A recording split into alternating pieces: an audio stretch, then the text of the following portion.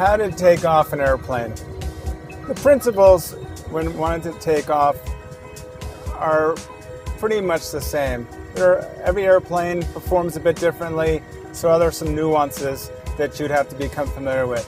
But just to give you an idea of what we're doing in here when we're taking off an airplane, assuming we're lined up with the runway already and we get clearance for takeoff, I'm going to advance the throttles and engage the automatic function, and they will advance to their takeoff point, and we will start to accelerate.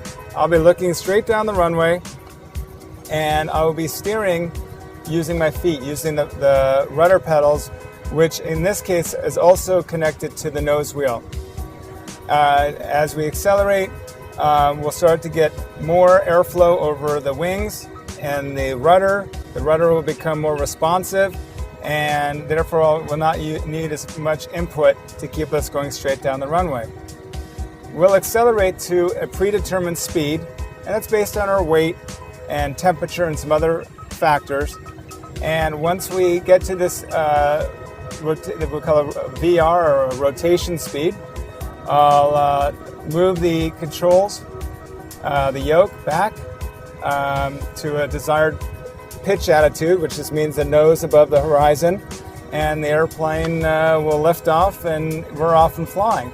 At that point, we'll do things like bring the landing gear up, which are the wheels, and then we'll configure the airplane to go to a higher speed flight. And at that point also, I'll be able to use the yoke to make turns to the left and to the right. In this airplane, I won't really need to use my feet at that point. In this mode of takeoff, when you're in a smaller single-engine airplane, you will be using your feet on your climb out a bit more. But that's the gist of how to take off an airplane.